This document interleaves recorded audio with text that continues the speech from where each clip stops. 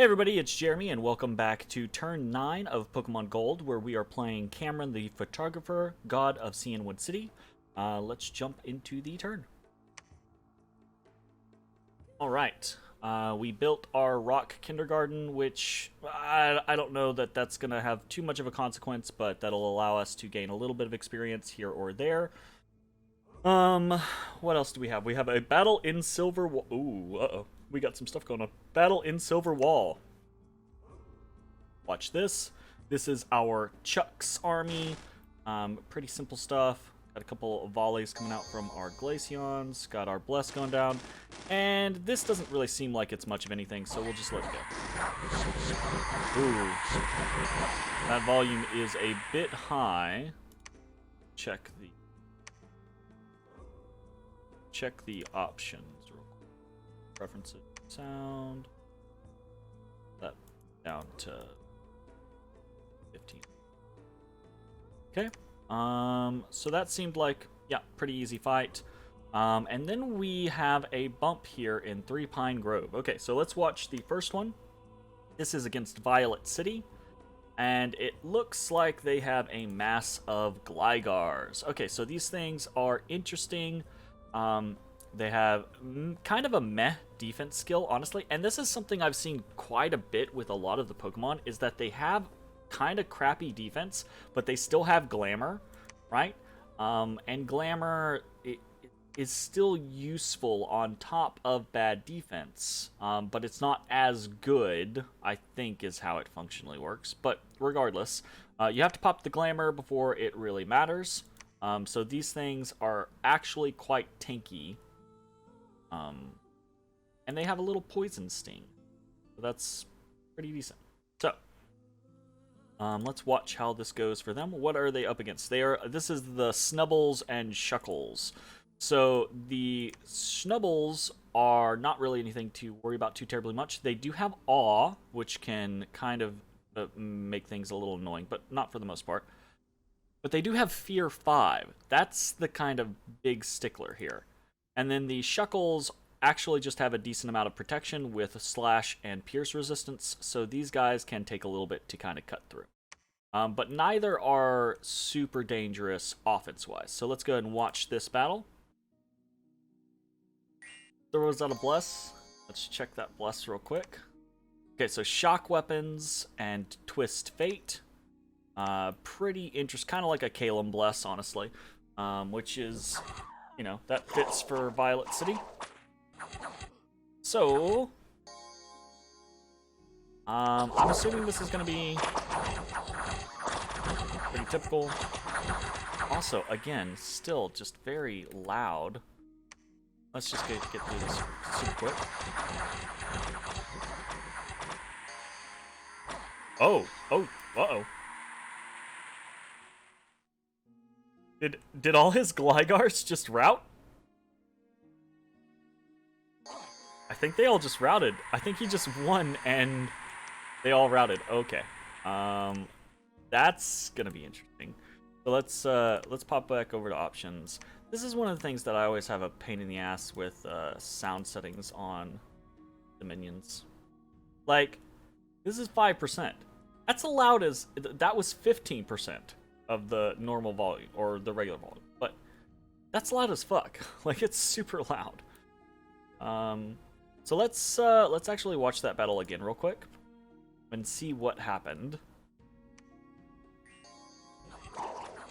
Okay, so they come in, and it looks like they get locked up on the retreating province defense, the Curse of Flyers, man, right? And then they come in, and eventually, okay, it's here. They break. They morale break, and all of the Flyers start. I wonder if it's the Snubble Sphere, or if they just eventually took enough damage. It's probably the Fear check, truth be told. Yeah, because they only even lost 2 Glygars. Oh my goodness, they didn't lose anything else. That is super unfortunate. So a big mass of Flyers comes in and then just gets screwed over by these Snubbles. And this guy's his prophet, right? So we come in afterwards with this, which might have been a match for the Glygars, might not have been, I'm not sure. Probably would not have gone well because about now is when the Glygars would have hit. So we might have won, but they probably would have popped several of my blue belts, which would be unfortunate. But instead, we just kind of swarm over their profit.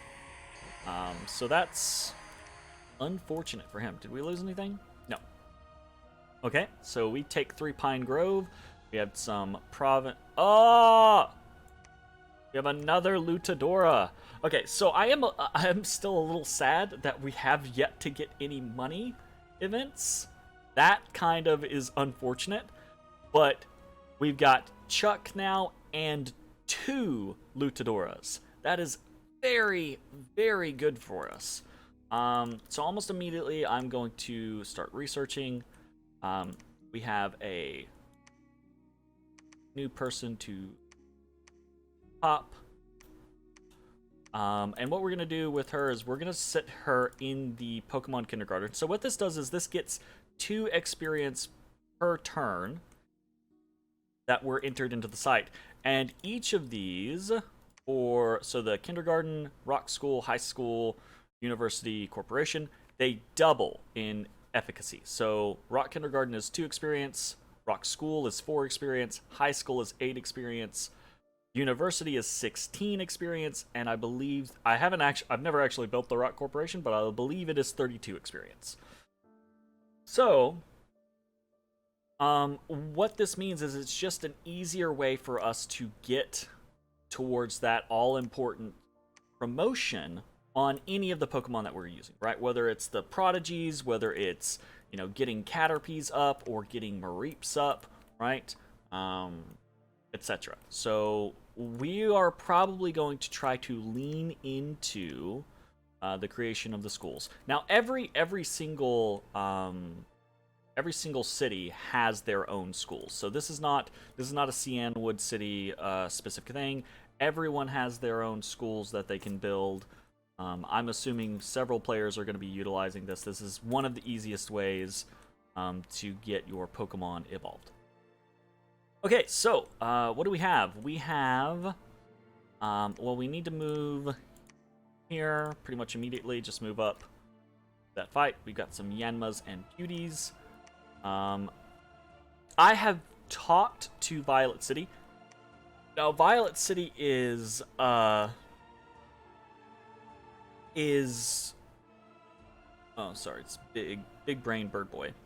Is Onard, the mod creator. And he and I this is the second game we've played together of Pokemon. And so he immediately contacted me after we bumped. Or I contacted him, I don't remember. I have looked at this turn. This is not the first time I've looked at this turn. Anyways, we've got a very narrow front here. And he has basically conceded 3 Pine Grove to me, but asked that I leave 21.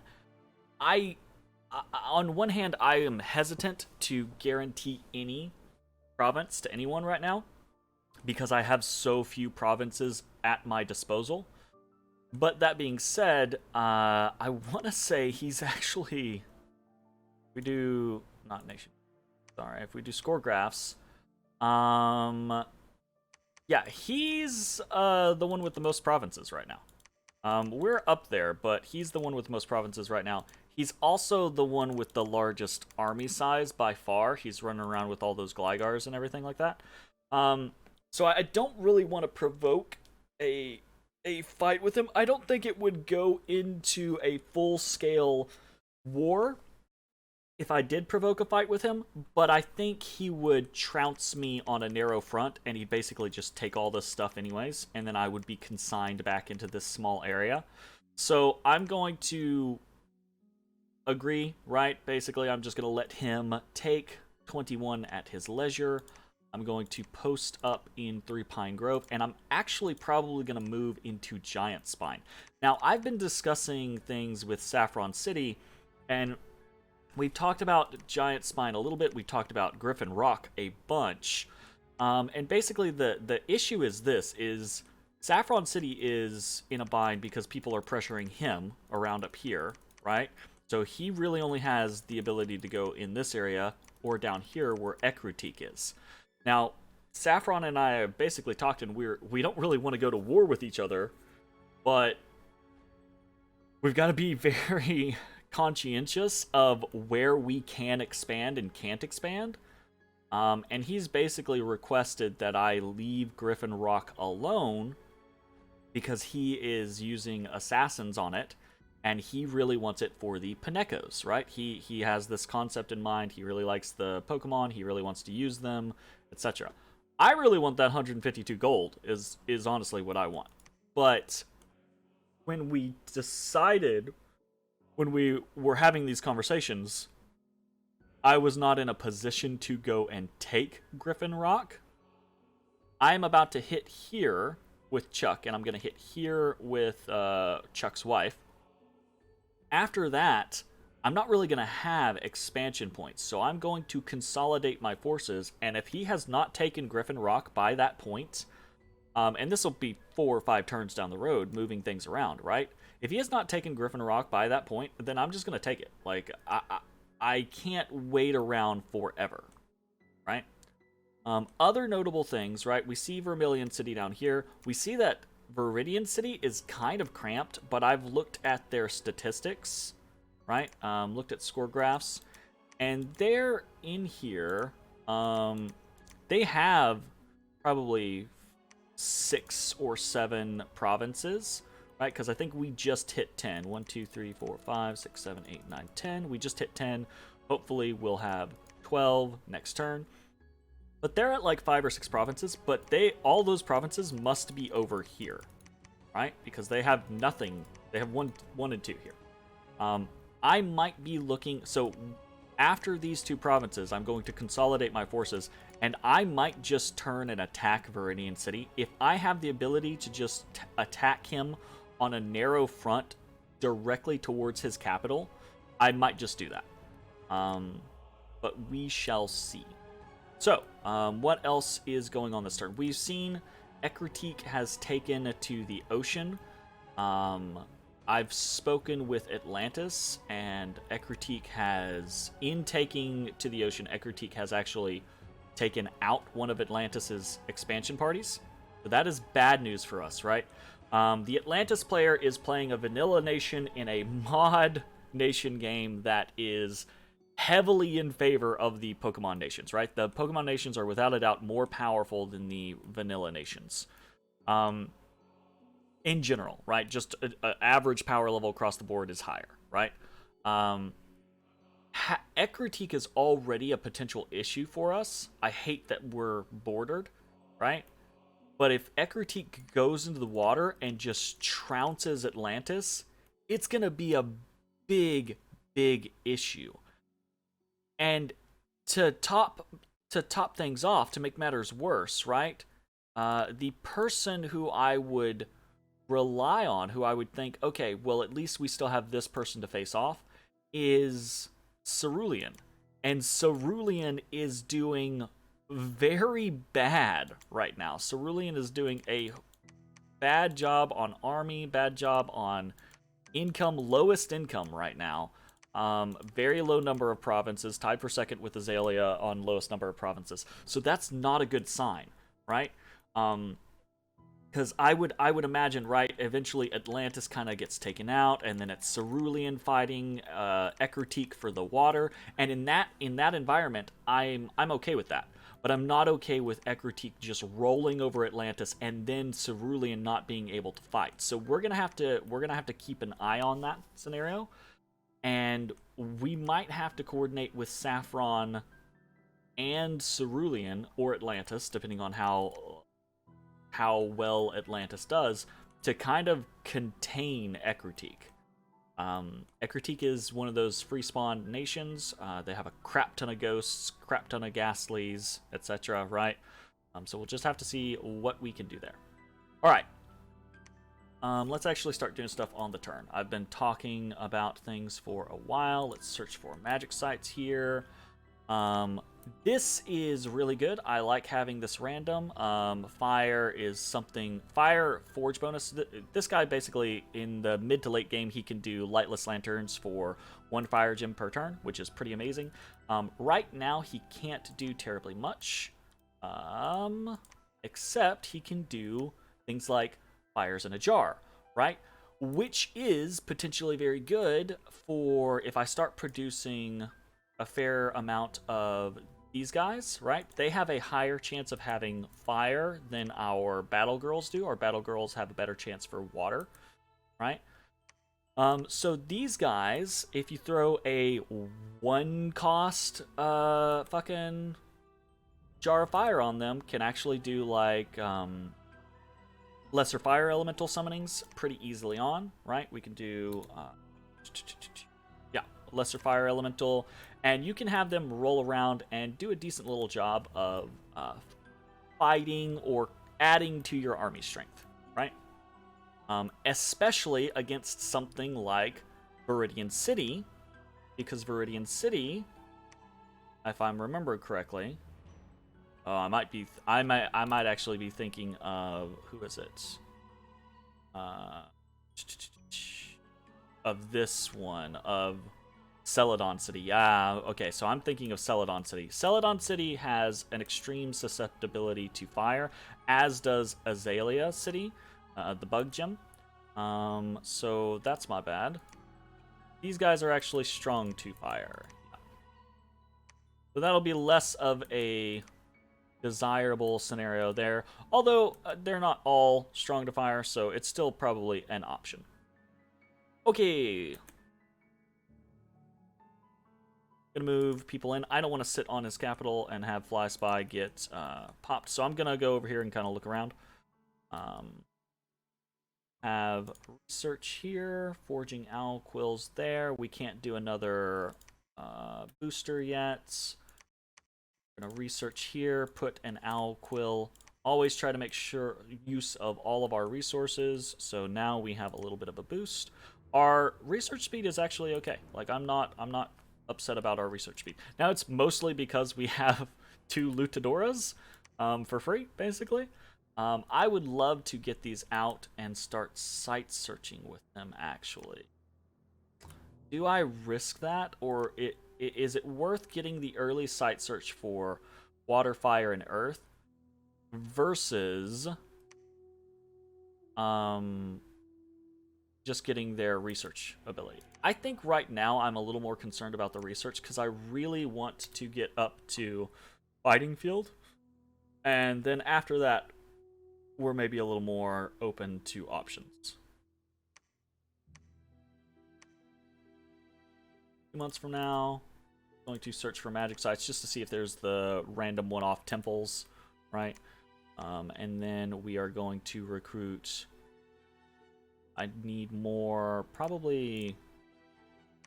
Wait, she has fire, so I care less about fire. I want more of a chance for water or air. So we're going to do that. Grab these guys.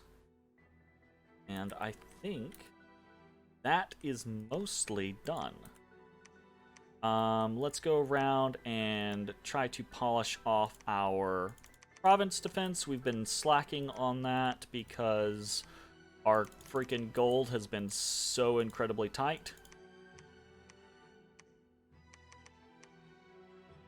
But now we're a little bit better off. Okay. And actually, we will recruit more Mareeps here. Mareep, I'm a sheep. So, get them incoming. And I think that is probably going to be it for this particular turn. Hopefully, we will have 12 provinces next turn. That should guarantee us 13 with Debrithia, because I don't think anyone's going to try to take this throne out from under us. Ekrutik might if I sit too long. But we'll try to get Debrithia. That'll put us up to 13, and then we're going to be looking to either take Griffin Rock, and if I take Giant Spine and Griffin Rock, I'm anticipating that Saffron City is just going to be like, look, dude, we have to go to war. If that's the case, on to war with Saffron City, at which point we will hopefully have Fighting Field up and ready to help us weather that storm. Otherwise, I might look to turn on Viridian City, just because I think they're kind of a little weaker than we are, and we might have a decent matchup against them, especially if we're in our power spike with the Machokes. All right, so that'll be the turn. A bit of a long turn, sorry for that. A whole lot of stuff going on, a whole lot of moves being made in the beginning of the game, or well, not moves being made, but interesting things happening. We'll see you all next time. Peace.